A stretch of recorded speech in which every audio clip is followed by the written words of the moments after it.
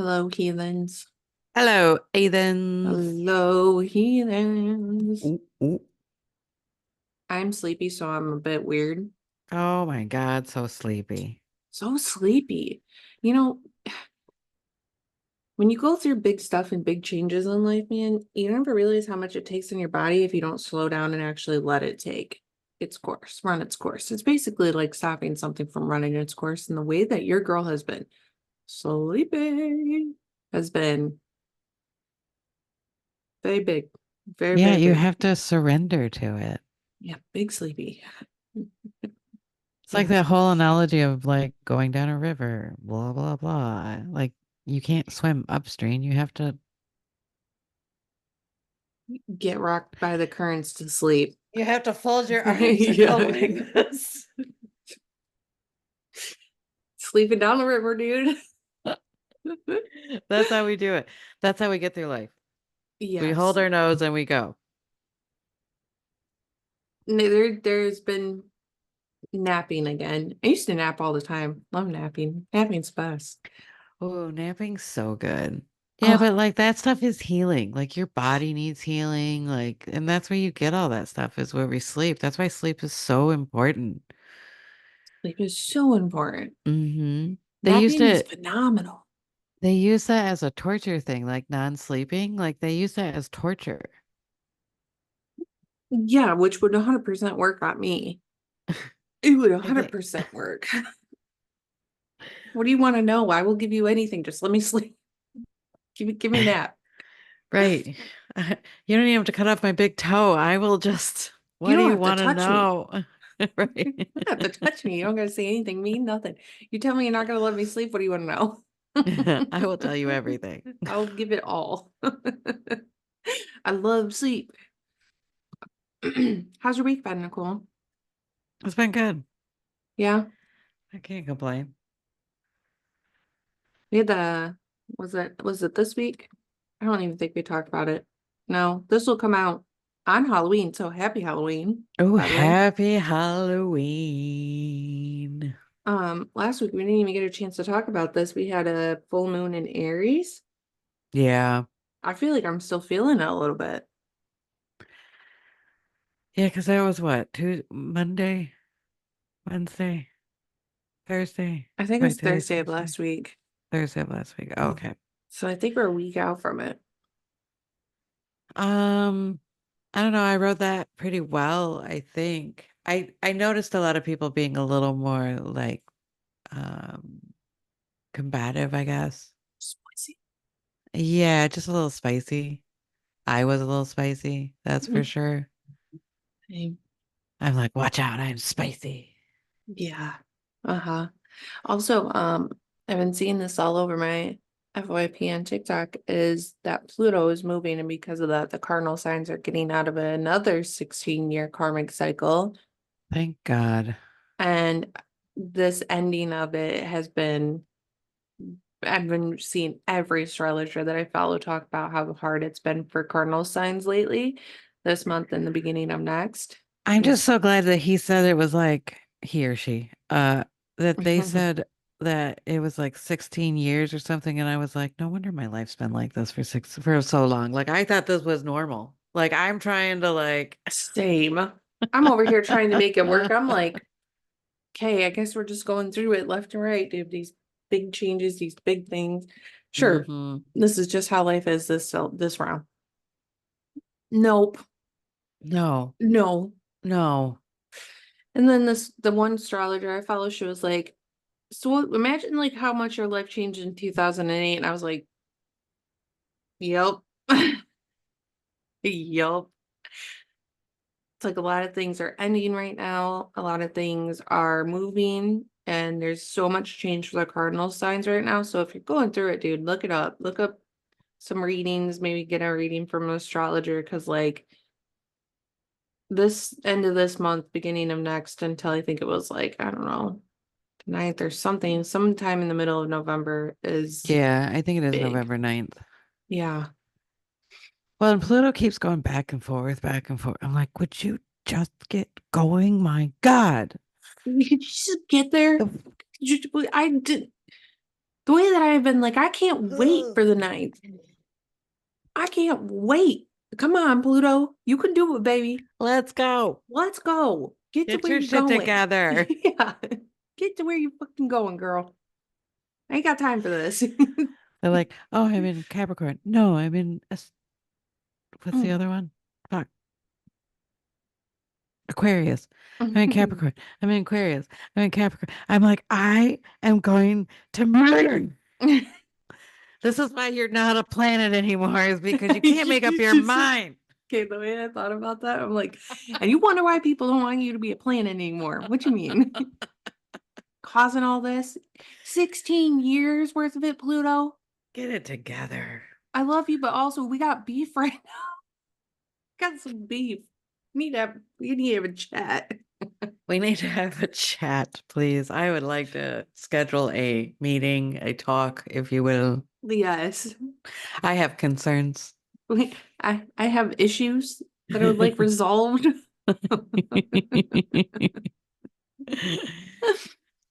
Well, that's what you're doing, is resolving them. Mm, yeah. Yeah, and it has been nice, when you every time I'm such an astrology girly. Every time something happens, I'm like, the fuck's going on what's going on? I'm like over here looking for all of it. I'm like, it's somewhere. It is in astrology. I know it. I just freaking know it. And sure as shit, here I am going through this big thing and Pluto's moving, ending the karmic cycle. And I'm like, it's validating. Thank you. Right. Thank you. It's somehow it does make it okay. Like I didn't fuck up my life. It's just something I'm supposed to go through. It's really how it is, right? Like I Yeah. didn't do this to myself. Yes. It helps with the victim mentality of like, when Nicole and I are talking about this before the podcast, we talk a lot about, the victim mentality and the slippery Hmm. slope of victimhood. And I feel like when you find out that something's happening in astrology and it is something normal and you're supposed to be going through this right now because like that's what's happening around you in the ether, it's like, okay, cool. I am not this person that fucks their life up or blah blah blah, whatever the fuck you want to tell yourself. Cause like, yeah, that's definitely one I've been telling myself lately. It kind of pulls you back out of the victimhood to where you're like, oh, okay, like it's not something to blame. It's just something that it's your acknowledgement of going through it. Yes. And it helps so much because yeah, when you don't, it takes away guilt, I Mm. think. It helps that little demon in my head that goes, it's all your fault. You deserve this. You did this to yourself. Like all those self-debating thoughts that would go through our heads all the time, that it's just like, no, dude, it's something that you had to learn. There's something that made you stronger. Like we think so much of like ourself and our ego and that how that is like I'm a horrible person. If I only could do this, I wouldn't be being put through this. If I was just better, if I was thinner, if I was blonder, if whatever, like all of that stuff. Like we put ourselves through the ringer and the gambit that like, and I can tell you that I've met people that are skinny and blonde and like they still have problems, by the way. Yeah. Hmm. So that doesn't help either. So if we get through that like mental capacity, that bodily dysmorphia, that like the flavor of what we think the world is um only handing out gifts to the people that are perfectly whatever like sexy and they're all the things that our society sells to or sells to get you to want to be.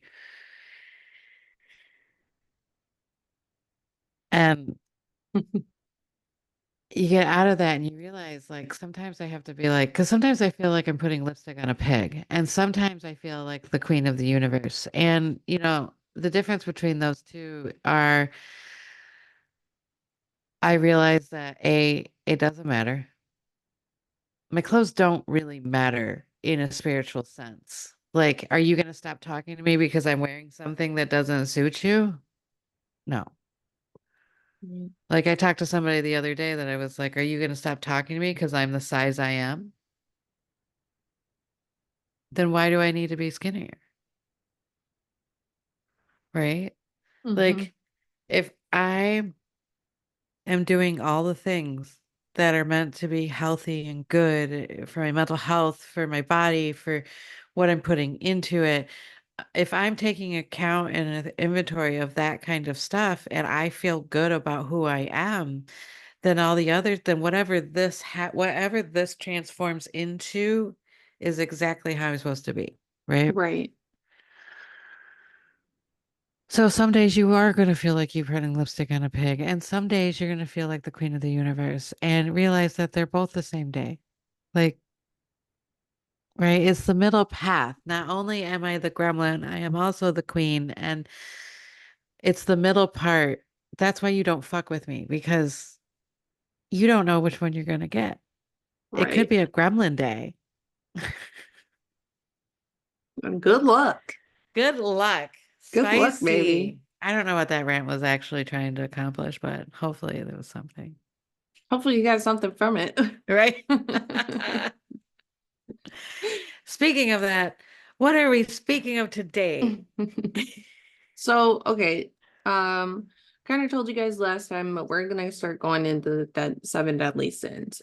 Um, Yes, I am very excited. we're we're doing it in sections, so it's gonna be another little segment, I guess, of the podcast this season because, dude, it's a lot. It's a lot. And it's a good a lot, but there's just like anything, there are multiple different ways you could look at this. So today we're going to talk about the seven deadly sins. We're going to tell you like basically what they are, where they came from, and we're going to talk about the first sin, pride. And I just want to mention there are multiple ways to look at this. There is the Roman Catholic theology, there's also Greek theology, there's also what we'll just umbrella it under as the metaphysical theology. There's a lot. Agreed. There is, and there's lots of ways, just like the Bible or anything spiritual, because it all comes in codes. There's lots of ways to interpretate this. That's why it's so easy to fall down these little rabbit holes because, like, even we were talking earlier, and you don't know you're being prideful because it comes in and it creeps in just a little. It's like it going back to the occult or the cult podcast that we did. You notice that like they didn't start out as like evil people per se, most of them. But Charles Manson probably did. But it Jim builds. Jones. Well, yeah, but he didn't necessarily start as evil. It turned that way, right? Like he wanted, as a kid, he wanted to be a preacher and he wanted to build this like, and yes, it was probably from a very prideful, from a very gluttony, even greed, a couple sins in there, right?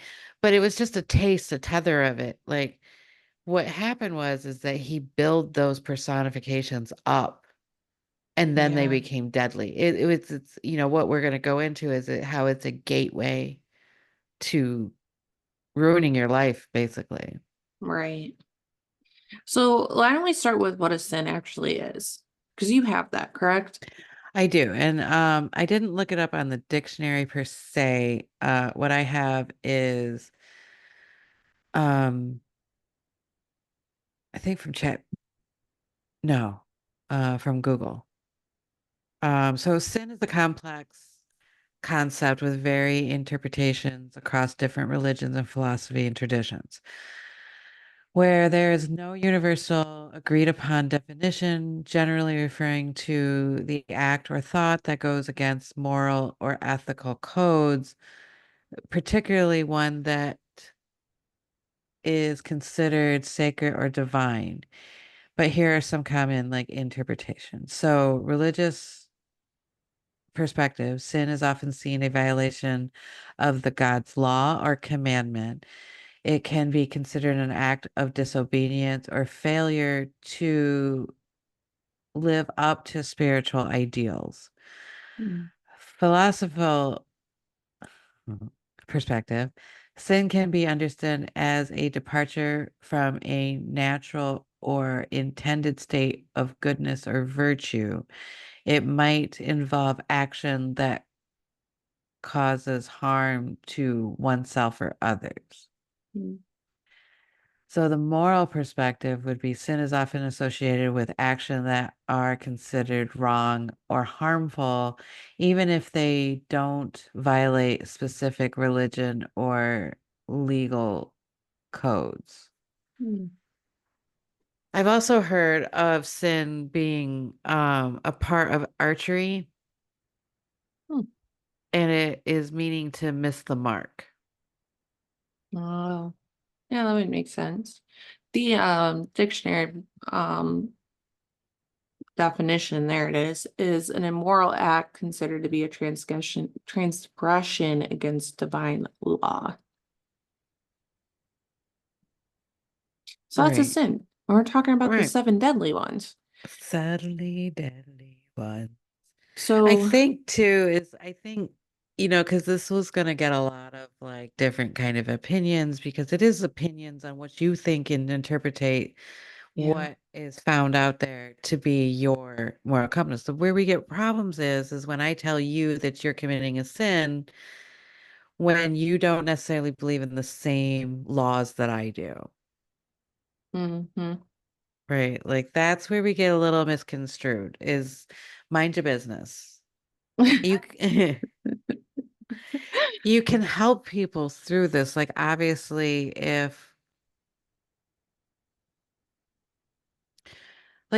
if you realize that somebody is being too gluttonous is probably an easy one, or too slothy.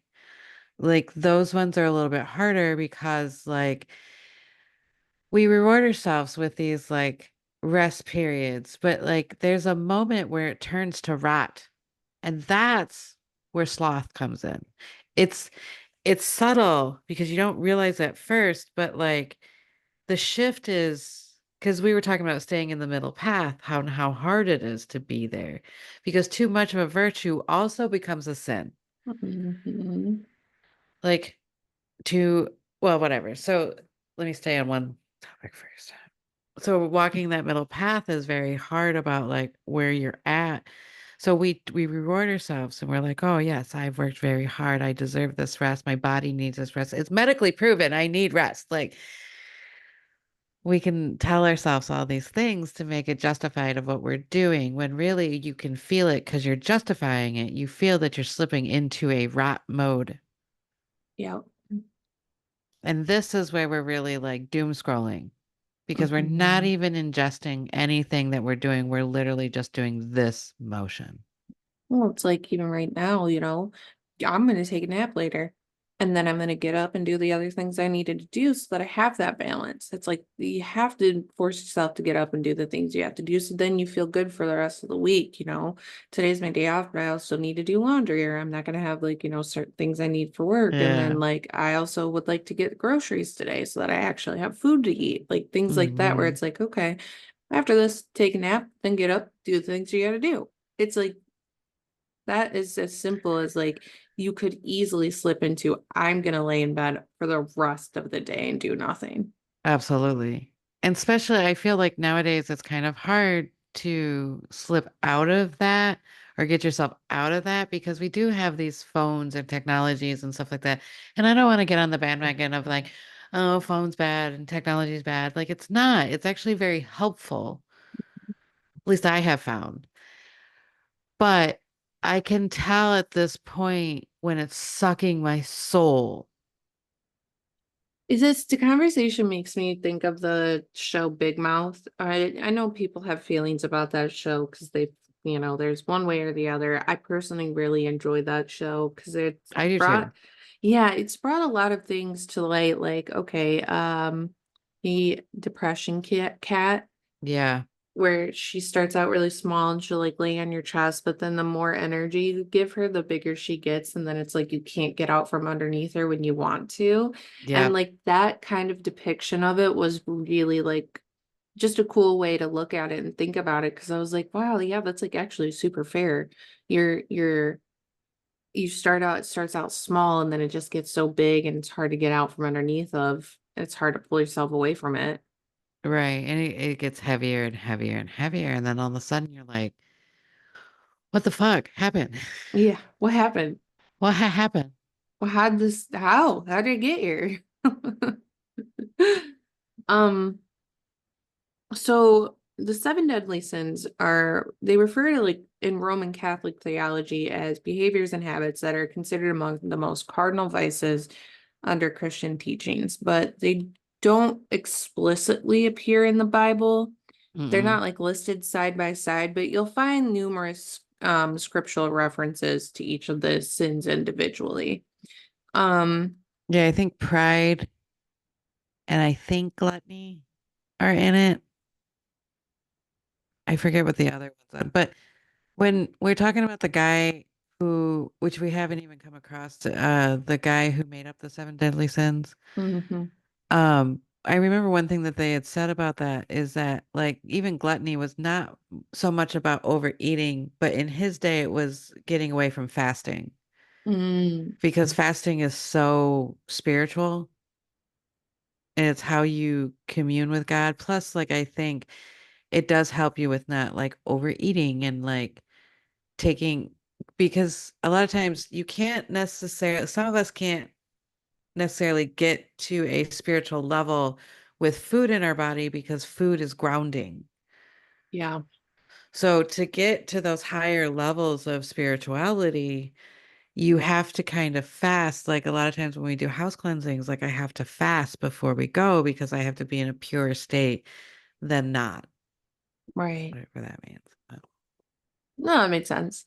right. I was like, I'm like, I'm not, well, I guess I miss, I don't know the definition in my head. I know it's important, right? But I don't know how to explain the fact that fasting makes you pure without sounding like a Christian person, that being like, well, you better do this, right? Like,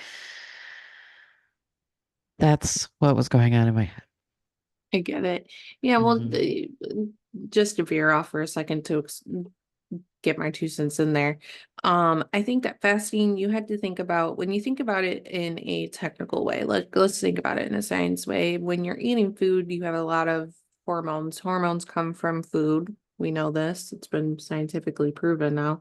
Um, Hormones come from food. So depending on the food you're eating, you're getting different hormones. You're not, and those hormones can be good or bad, right? They can Right. be great or they can be detrimental to your mental health. So when you're on a fast, you're not boosting anything. You're not moving hormones in your body. So I could see how it could even just help in that form to where you're able to think differently or think in, I guess you could say a Oh, heightened right. Because you're state. not being influenced by other things. You're only being Mhm. influenced by yourself because that's all you got inside of you. Yeah, so take out the whole Yeah. spiritual side of Yeah. it, and you go to a I, medical point, and like, yeah, I could see how fasting can help your mentality in a lot of ways. hmm. No, it's very, because a lot of times too, if you're digesting food, we're tired because we're doing things like our body's like working on a job and like, Yeah, so that helps explain that for sure. Thanks for that. you're very welcome. Okay, so the seven deadly sins are also known as like capital vices or cardinal sins. You hear cardinal sins a lot. And they're believed to give birth to other forms of immortalities. So let's get into this part because you brought this up. The first person to categorize these vices or cardinal sins was a fourth century monk named, forgive me, but I'm gonna pronounce it as Evagris Ponticus. Now, he was I have this right here, 1 second, please. He was a Christian monk and he traveled a Yes. lot. He was a theologist. He was known as a thinker and a polished speaker and a gifted writer. So he was pretty well known back in the day. Now, 2 centuries later, the list was refined and basically almost finalized to seven because he had originally identified eight, not seven sins. And Right. then it was refined to seven by Pope Gregory the First. And Pope Gregory also came up with the seven heavenly virtues. Now, I'll let Nicole get further into this because I don't have the eighth sin and she explains it really well. The eighth, well, there's two of them because envy was brought in by the Pope and sadness was one of them. Sadness went into sloth. And I thought this was really, it hit me pretty good. They describe sadness as being a sin because you're so attached to what's no longer there that you start neglecting everything around you because you're so focused on what you've lost. Ain't that the fucking truth? Because when you go through it, dude, and you're again in your victimhood of sadness, you Hmm. don't think, okay, let's say out myself a little here, but loss of a relationship, you start thinking, oh my God, like nobody's ever gonna love me. That Yeah. sadness of the loss of love creeps in. But then if you can get out of it or try to rationalize yourself so that you can move through it, it's oh my God, but look at all the love I do have around me. Right. Right. Well, and that goes back to like the four of cups too, where like we're looking at what we've, or the five of cups, where we lose the Mm. ones that are spilled over and we're so focused on what we lost that we don't see the virtues behind us. Yes. Or like we don't see the people that are coming in to say, no, this is not you. You need to do this. You are supportive. We will do everything for you to like help you. Like we will give you the hand. We will give you what you need to like be strong again and where you need to be, right? Like, but we don't see that when we're so stuck in like grief or sadness or, one of those big heavy emotions. Yeah, sadness, I could see how that could be such a slippery slope that could lead to so many other things because it makes sense why that was originally put in as one of the vices. Yeah. It's Slippery slope, dude. It's so funny too, because like in my mind, if you say sloth or wrath or envy, greed, any of them, right? It hits me as like they're big monsters. Like in my head, I can see them being so big, like wrath, raw, right? Hmm. But like sadness is one of those ones that's like, oh, it's sadness. It's fine. Like it's a little cloud with little raindrops and tears. Like it's no big deal. But then like you get tricked Hmm. because you underestimate the power of sadness, right? Like Hmm. it's such a big emotion and it'll keep you there. Yeah. Fascinating.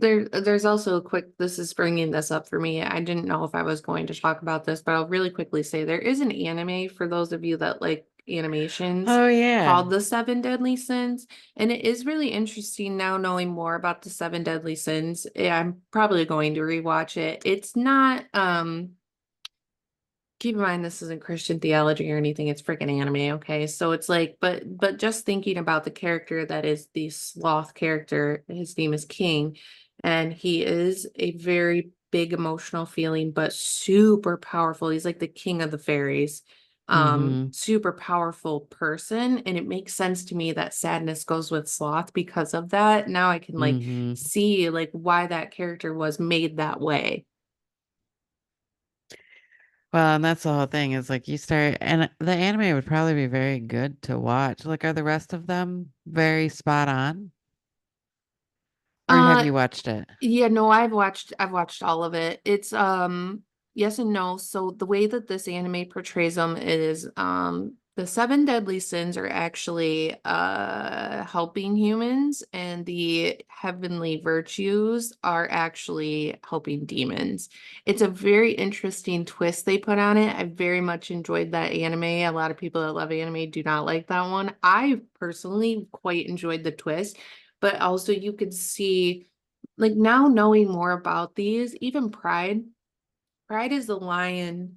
We'll get into what Pride is, but Pride in the show is the lion, and he is usually not, he's this very small, very quiet person when he wears glasses. And then when his power is enlisted, he is the son and he gets huge and he is super prideful and boastful and he believes he can beat anybody and is the strongest of the deadly sins and all these things. And like just knowing now, like it's very interesting how they develop these characters based on what those actual sins portray. Mm-hmm. And I'm like, God, I'm actually going to rewatch it because I'm now knowing these, I'm like, God, this is so interesting. Well, now it makes like it's like a whole nother level of like you know what you know. Like if Yeah. you know kind of thing and you're watching it Yeah. and you're like, dude, you don't understand how mind-blowing this is. Yeah, Like, like they actually did that so well because even just know hearing you talk about how sadness and sloth go together, that character was so well developed that they put in there this like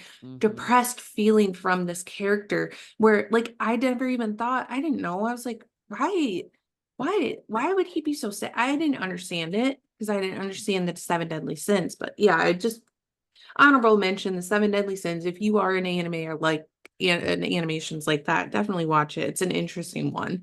well, and there's always Seven from Oh, and then yes. that movie Seven with Brad Pitt and Morgan Freeman and Kevin Spacey is in it. I think it's Brad Pitt is very young in it, and uh Morgan Freeman, of course, is ageless, and Kevin Spacey is very young in it too. I Mm, think it's one of the first times I saw Kevin Spacey's, but you don't really see him because he plays like, you know, the bad guy, basically. yeah. Hmm. So that was I thought it was very well done. Yeah, I need to watch that one. That's on my watch list. hmm Um, so please continue. You said the original one was envy and sadness, right? Well, then the Pope took sadness and introduced it and put it under Into sloth. Sloth. I forget what the other one, he took out one, and I think it was this one that is called Avarice or Ad S Astia. Astia. So it's Latin without care is what it is. It is the neglect to take care of something that one should do. Um, Listlessness, depression of without joy, melancholy. Like I believe that envy took the place of this lack of caring, Mm, lack of joy. So then when the Pope Gregory had found his list, he had finalized it into what the seven deadly sins that we have.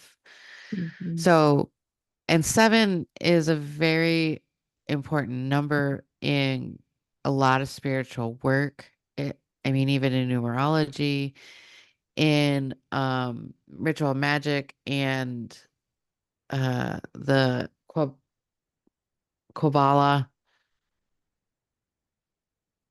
It is represented by, which is interesting. It's represented by Venus in mm, Netzach.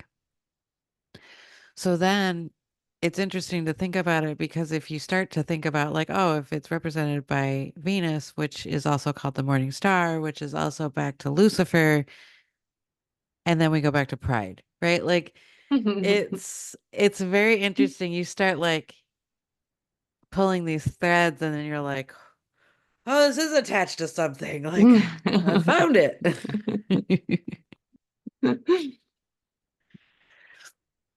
So, but really what these are, it's not a law. It's not like the Ten Commandments. These are like, um, I would almost consider these as warnings, really. I feel like it's one of those things that like you, again, you start boasting because you did a good job and you want to be proud of yourself. And then it starts to seep into like, that feels good. So now I'm better than other people. And as soon as you get to that like level of better people, but of course you're better because, and your ego is going to be there to help you really cultivate this sin, this prideful, this lust. Like your ego is going to help you really develop this sort of like thought too, Yeah. because it's going to help you like, well, I shouldn't boast about it because I'm supposed to be humble. But then, it comes over here and it goes, yeah, but you worked really hard on this.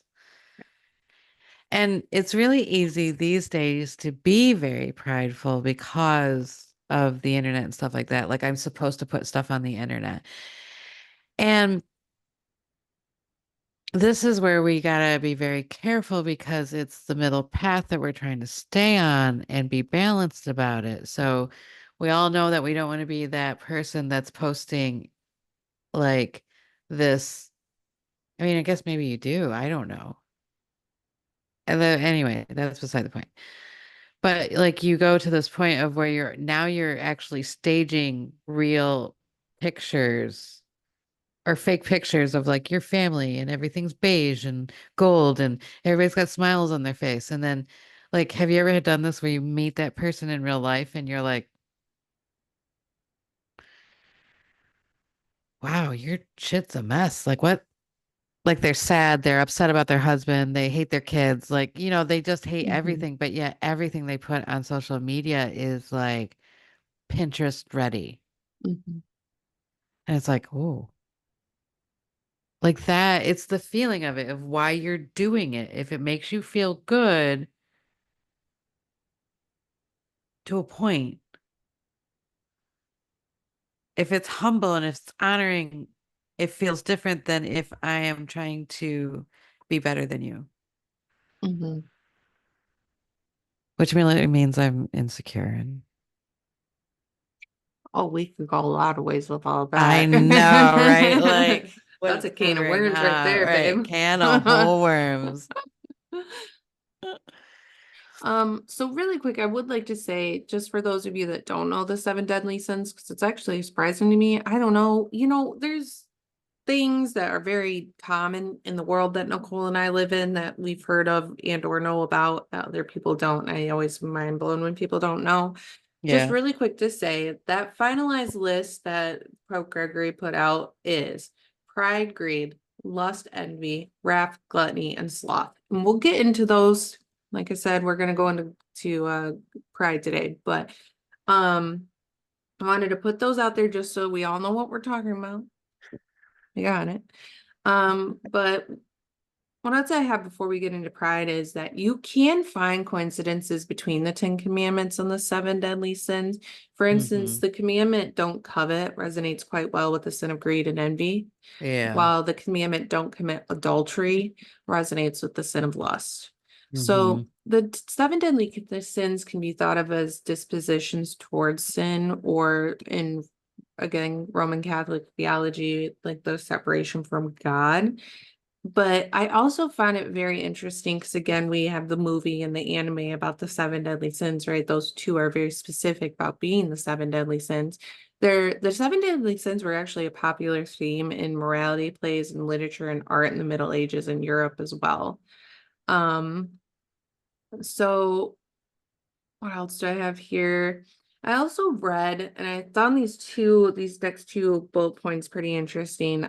Each of these sins represents an excessive or distorted love of self, which directly conflicts with a person's divine calling. This is that metaphysical version of it.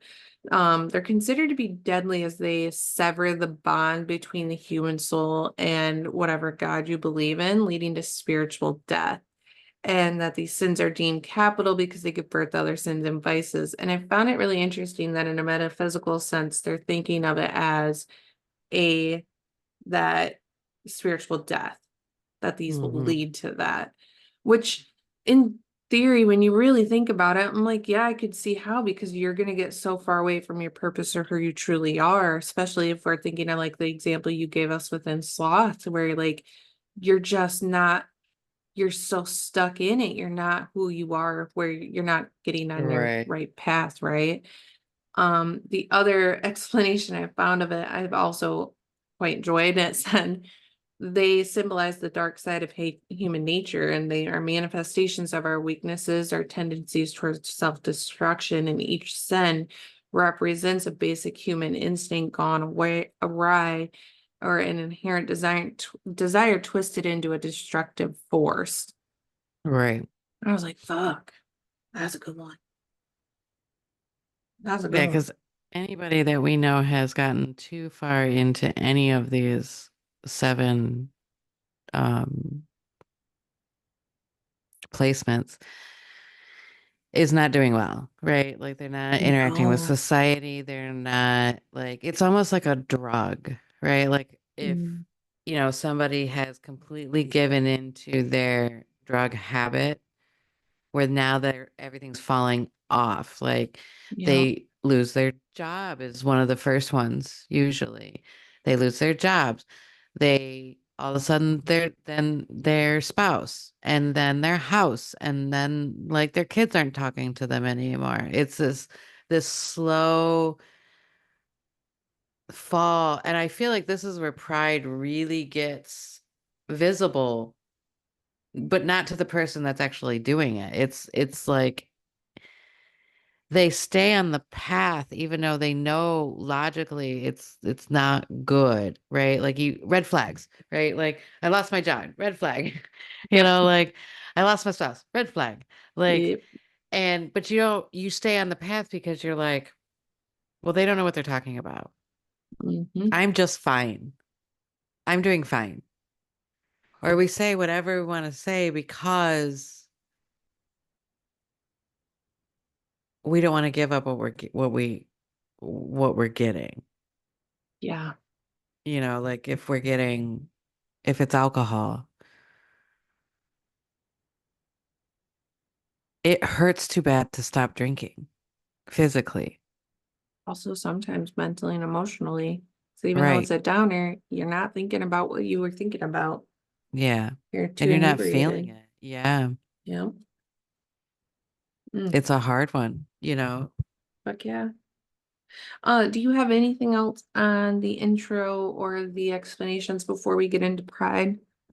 Um, Not necessarily. It's not in the Bible. There's a couple sins that are mentioned in the Bible. Um, the Old Testament, I know they have like 619 laws that you're supposed to straight and narrow to God kind of thing. Um and really when I know it's so triggering to even talk about either something that's Christian to some people and um I when we dive down this path, take it as for it's not about telling you what to do, how some people would want it to be. It's more about, like I said, it's a warning. It's one of those things where it's a slippery slope and it's trying to give you these like they're trying to be helpful. Yeah. Yeah. I agree with it. At least that's how we're gonna take it and we're gonna talk about Yeah. it. Because like honestly, like we're never gonna tell you what the fuck to do. We're fucking heathens, dude. Yeah. Well, we do this because we want you to make your own decisions for your own lives. Yeah. We want you to be empowered in your own life. We want you to think for yourself. We want you to be empowered for yourself. We want you to find out that there's more than what they're telling you in a lot of places. Yeah. Agreed. Hmm. Okay, Pride, let's go, baby. Don't sound so excited. Let me just drag you through Pride. Come on, let's go. Come on, let's go. Hand, hand. It's like the mother that's like the baby's like hand straight up. I don't want to Come go. on, come on, I hand. want to Let's take go. a nap. So pride is considered the mother of all sins, Hmm. essentially.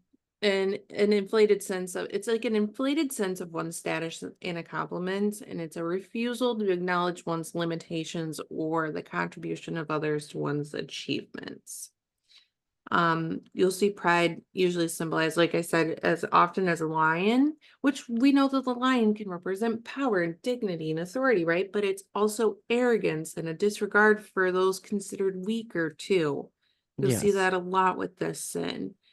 Um, so the in Christian theology, which Nicole had kind of mentioned, but we'll say it again, just make it clear, it was also the sin that led to Lucifer's fall from heaven, Hmm.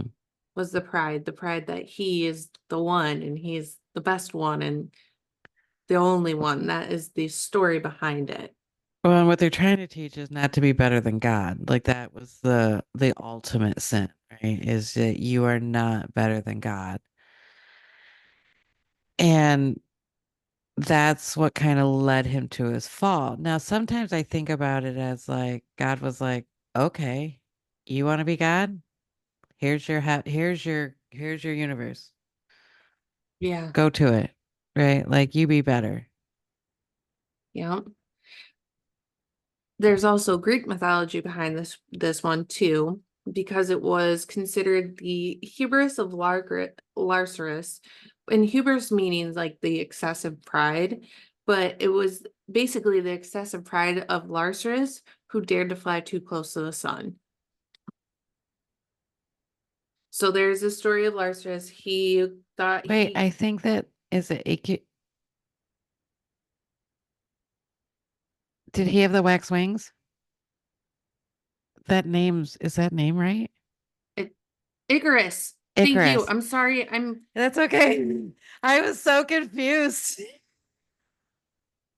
Capital I, capital C, not a capital L, not a line meaning L. You had Lucifer on the brain. Dyslexia is doing so good for me. It is Icarus. I thought I will say I did read that and I was like, I know that story, but maybe I actually just have never heard it because Lucaris does not sound right. All right. It was like what? I was like, Oh, we're doing really good. heathens. Yeah, he was the one that thought he could fly too close to the sun, and it was his pride. Mm-hmm. It was the sin of pride. Because those wax wings melted and baby he crash burned. Crashed and burned. Yeah, because his father made his wings, right? And then, but he made him out of feathers and wax. And he told him, don't fly too close to the sun.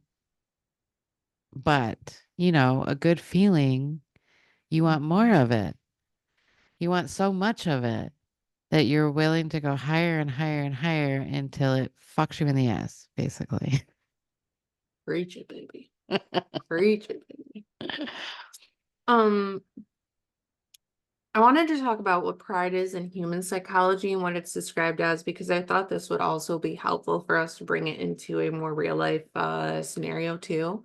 So, pride in human psychology is a feeling of pleasure related to self-worth and often derived from personal achievements or talents, desirable possessions or memberships in any ethnic, religious, gender, societal, political, professional community or organization. So it's that pleasure related to self-worth and often derived from personal achievements within something that you did or within some community you're in. And that's what pride is to human psychology, which I think is super helpful to bring this into a real life scenario where it's like, okay, yeah, some pride is okay, right? Like some pride is good. You feel good about the things you're doing. You have self-worth. You have done some achievement within something. It's when that gets too far that it's Hmm. considered one of the deadly sins. Well, I think it's when you've done this and you're like, haha, I've done this. I'm so proud of myself. But then you start thinking, well, I'm better than you because I did this. Yes. And that's Yes. where it gets gross. It gets it gets a little fucky. Yeah. My Yeah. favorite word, a little fucky. I pulled up the definition of pride in the dictionary. Ooh, hit me with it. Uh, One is a sense of one's own pro proper dignity or value or self-respect. Two is pleasure, satisfaction taken in an achievement, possession, or association, like parental pride, too. Mm. Third is arrogant or disdainful conduct or of conduct or treatment, awfulness, awfulness, hot, hot, hot, Thoughtfulness. hot. Yeah, it's Haut. I'm sorry. Fuck. Haughtines.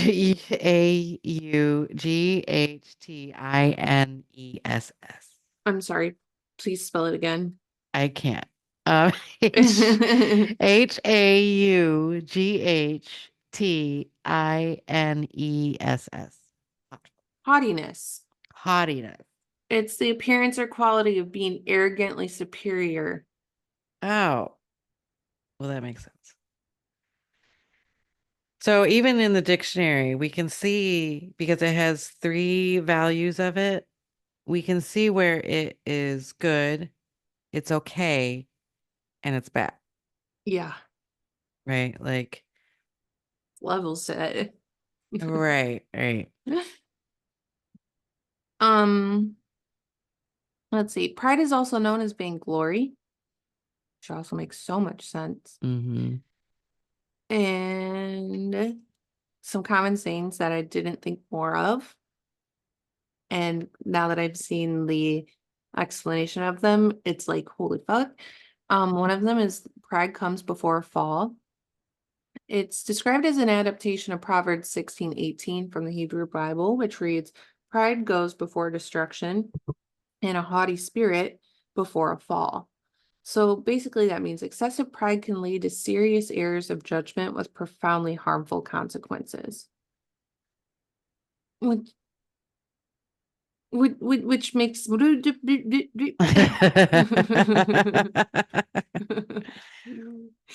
it does make sense because it's like taking on something so much bigger that you think I can handle anything. I can do that. Yeah, I'm doing that. I'm the only hmm person that can handle that. Blah blah blah. This inflated ego that's like, and this excessive amount of pride that you take on this big thing, but it's a huge error of judgment that you can handle this. And then there's like just this domino effect of like these like bad things that happen, quote unquote, or like things that happen that are so hard that you're like, what the fuck I didn't realize I actually couldn't handle this. Right. But you stay on the track because you're like, oh, I said I could do it, Yes. and I'm gonna do it, even though it's literally crumbling underneath like between my fingers. Like, Pride comes before a fall. ooh, It's a good one. that is a good one. The next one I have is to swallow one's pride. It's Ooh, to effectively relinquish one's dignity and to be unnaturally humble in pursuit of some form of help. Man, to swallow your pride, especially after pride comes before a fall, you get that fall, baby, and then you gotta swallow your pride to be like, I fucked up and I need help. yeah, Mm, like humble. That's why humble, being humble is a uh virtue of pride. So if you're having a hard time with pride, you should try to be more humble. Figure out what that looks like. What's it feel like? Um, maybe not saying some of your accomplishments, maybe keeping them to yourself because they're a little more like, it's that whole thing of like, is what I'm gonna say helpful or is it going to hinder? yeah. Also realizing that sometimes by saying that, it could also put you in a situation where you're uncomfortable with, like, say something at your job where it's like, you really think to yourself, you have to really like look at that prideful moment of like, I could do that. and then be like, can I really do that though? Do I actually say something and take on this project or this role or this thing? Because what if I can't do that? That's where like Hmm. the humbleness comes in, where you gotta like use your humbleness to look at your pride and be like, can I do that? Do I think I'm like, are we actually like, the humbleness will bring in the questions behind the pride. Yeah. Well, not only that, when you get stuck, the humbleness will have you go back to them, even though, because a lot of times our egos will be like, no, you can't ask for help. Somebody's going to take your job, or they're going to ridicule you, or they're going to, like, I don't know, our brains build up this monster that gets so big that you're like, I can't ask for help. It'll mean I'm weak or that I'm stupid or whatever, like words that we have programmed in our head for those times, right? Like, and pride will always be there to be like, no, you can't ask for help. Which is funny because would you rather fail at it Hmm. Right. or be humble enough to be like, look, I said I could do this. I'm a little over my head and I just need some guidance. Like I'm stuck. Pride comes before a fall to swallow one's pride. That was both of those all in one. There's also wounded pride. Oh, A sense of shame or loss of self-respect is what mm-hmm. wounded pride will lead to. And then pride of place, this one's kind of hard for me to understand because like there's a lot of objects. The word object gets used a lot, and I think it makes my Head weird. yeah, my bouncy dyslexia go, all I can read is pride of place, object. Pride of place was described as the placement of an object in the highest or first position with an arrangement of other objects in recognition of the relative importance of what that first object represents. Okay, read it again. Uh-huh. Pride of place.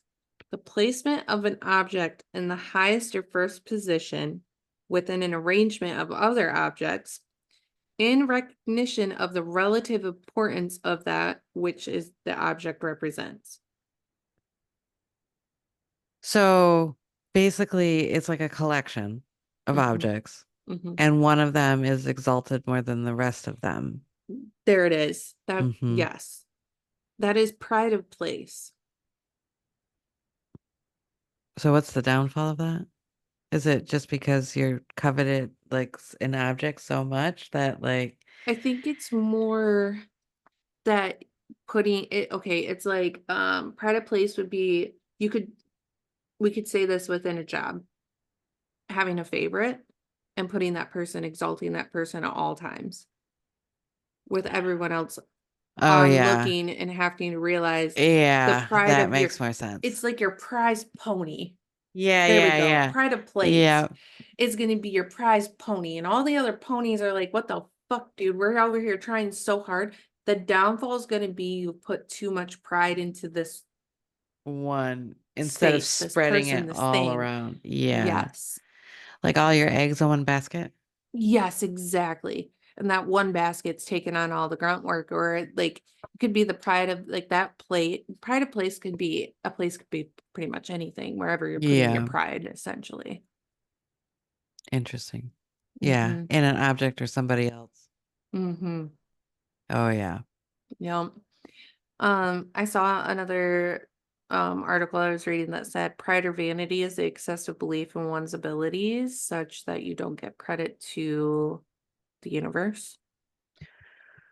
Yeah, there was one thing that I was reading and it was saying that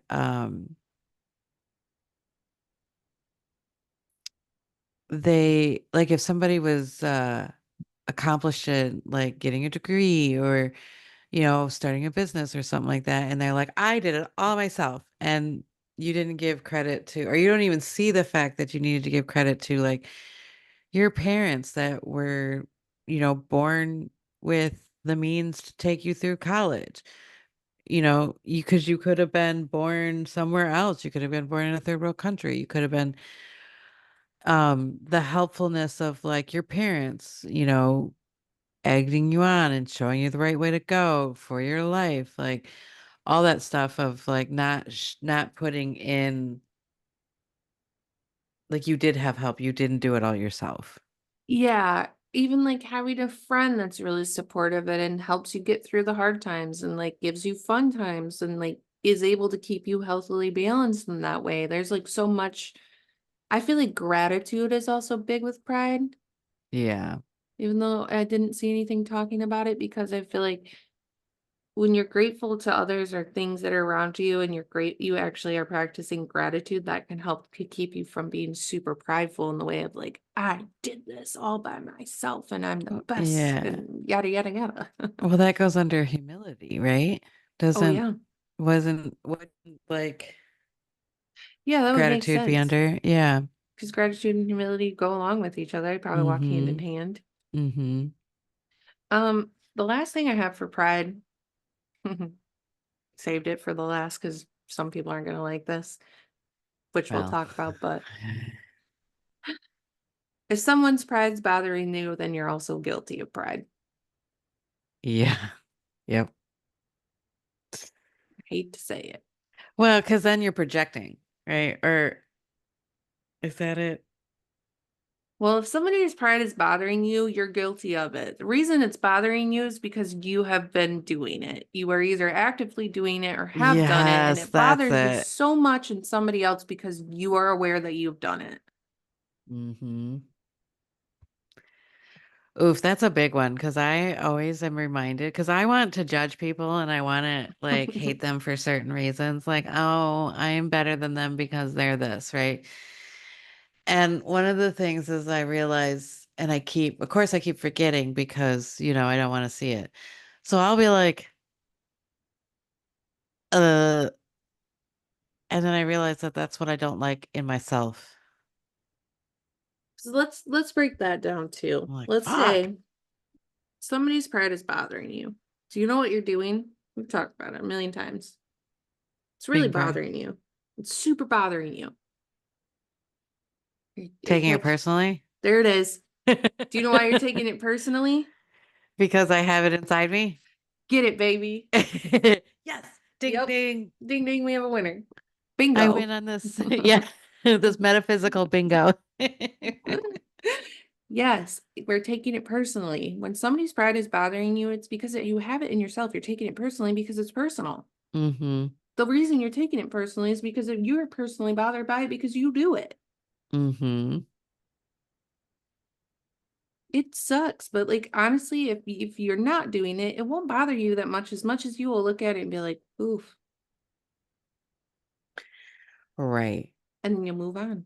Well, and that's the thing. It's like, oh, that's very nice. Like if somebody is being prideful, and sometimes I think that depending on what they want from you and the reaction, a lot of times you don't really give it if you're not, and then they move on. Exactly. And sometimes I just, in my head, I'll have like someone will be like very proud of what they did and they accomplished and all that kind of stuff. And, you know, they just need a mom. They just need somebody to be like, I'm happy for you. I am so proud of you. I am glad that like you have, I've seen you work hard through all this stuff. Like just the acknowledgement and like, because a lot of times we don't get that kind of stuff, right? Like Right. not from like a true source. Like we'll get maybe like, oh, like if I'm proud, if somebody's being proud, or I'm supposed to be proud of this person, this is what I'm supposed to say. And you just say it, but you don't actually like look at this person and go, dude, like I saw you struggle through this for the past 6 months. And now I can see, like, you know what I mean? Just acknowledging what you can see through them is really like where a healthy like exchange would be. Yeah, because you're also helping that person to like validate that like they are feeling like good about themselves in that moment. It's like healthy pride. Because it's like when we talked about ego before, right? Like we need ego to thrive. We can't have any ego, otherwise you would not have a will to live. It's like you have to acknowledge your accomplishments in a humble way, and having somebody else acknowledge them can also back that way of like, you're not going, it'd be like me going to Nicole and be like, look at all this shit I did. I did this, I did that. Like, aren't you so proud of me? You're not looking for that. So when somebody else brings it up to you, or you choose to do that of your own volition of like, hey, dude, I just want to let you know, like, I've watched you go through this, and I think you're amazing. You did amazing. You're doing amazingly. That is more helpful than going with pride and being like, tell me I did good, baby. All Tell me right. I'm doing great. Tell me. Look at me go. That's fucking pride. But it's hard because, the consciousness of a collective is like so, like the programming that they do on us is only like we glorify that, like I did it, boom. Like, Yeah. like that's what we find so like entertaining and like that's how we think we're supposed to act. And, it's tough to like, okay, how, because I know that I had a hard time being like, how do I function in a mindful way? And I still sometimes want to go back and forth about like, well, no, I did this. It's a good thing. I should tell people. But what good is that going to do? Am I inspiring people? Like, what are my intentions of why I need to tell people? Like, even if it's just like you and me, and I'm like, which is a little easier, I can be like, oh my God, let me tell you this thing. I'm so excited. Right. But I Yes. also don't, and I think a lot about the people pleaser in me thinks a lot about how people will feel. And a lot of times I won't say things because I don't want to hurt other people's feelings or have them think that they're doing it wrong or whatever. Like my ego goes into the way of like, but you're boasting and now people are going to feel bad because you're doing this and you didn't invite them and da da da da, like Hmm. what? Say it again, man. Walking that middle path ain't easy.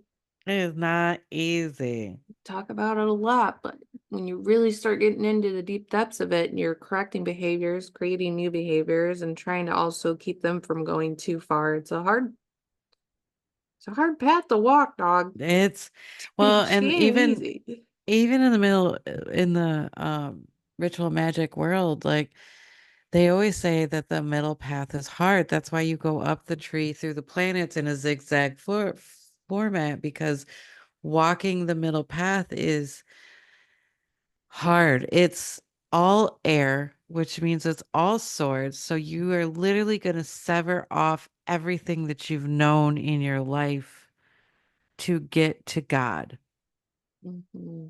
or universe or whatever you want to, you know what I mean? Hmm. Right. Self-help, betterment.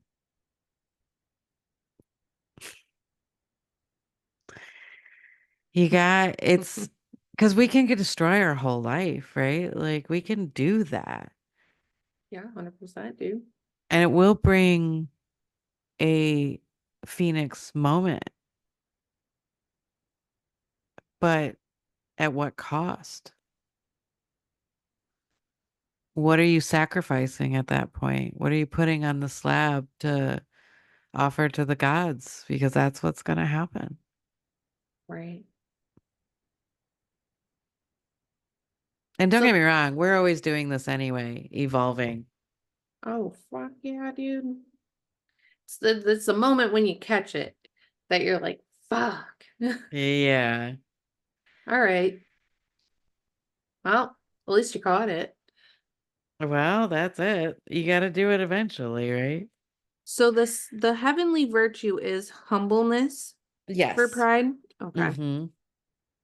And the seven virtues will be this, just because we gave all the sins. These are the so pride is humble, humbly. I want to call it humbly. It's not how it's spelled. We're gonna go with it though. Humility. What do you say? Is it humility? Humility, yes. Mm. Because it looks like Ility, Humility. right? And then Mm. humility, Humility. humility. That's what it Yeah. looks like. Because I can't in my brain. I'm like, I don't know what that says. Lust is chastity. Greed is temperance. I'm sorry, gluttony is temperance, which is balance. Greed is charity. Sloth is due diligence. Diligence, not due diligence. Due diligence. Wrath is patience, and envy is kindness. Hmm. Now, I will say that just because they're virtues doesn't mean it's still water. It's still very fluid. It's not a solid thing. Like, too much kindness is going to lead to envy. It's going to lead to the vice part of it. Too much patience ends up being um, weakness, cowardness. Because we have patience, but that's only because we don't want to confront what we want to confront. So that's the caveat of this whole thing is that it's not just like, oh, I'm being patient, I'm so virtue, because the moment it's like rotting, it's resting goes to rotting at some point, where patience goes to cowardness because you don't want Hmm. to face whatever it is, right? Like that's why it's really hard to like kind of balance these out because it's almost like holding water in your hands. Yeah, You can't quite, it's not like a solid, like, oh, here's a clear definition. right.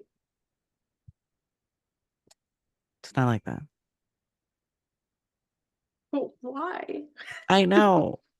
God dang Well, the it. best thing I can say is get in touch with your feelings because you'll know when you've slipped over that boundary a little bit because you start feeling it. Yeah. Like when I start to doom scroll, I can feel it's almost like having a Death Eater, not a Death Eater. What were those things? A Come on, you can do it. You can do it. it's right there. It's right there. Oh, Mm, shit. What was it called? son of a bitch, I'm looking it up. It's right there. Um, Not a Death Eater. Azkaban. Dementor. Dementor. Yes. My phone starts to feel like a Dementor, like I can feel it feeding off me. And I'm like, okay, I'm done. And then the funny thing is, actually, my body starts telling me to get the fuck up. Like it's all agitated, and like the little gremlins inside are all like, no, we are getting up. Like, So we lay down too long. we must go. We must ravage something. So that is pride. That is pride. This this is our interpretation of pride. I employ you to look it up and see what it looks like to you. How does it feel? How does it feel to be humble? How does it feel to be prideful? Are you using Mhm. it right? Are you in pride now? Like, get all the questions out there and figure and see how where you're actually in the balance of it at. Yeah. So next week we're talking about greed and wrath. Ooh, ooh. Uh, Part two of this four-part series. So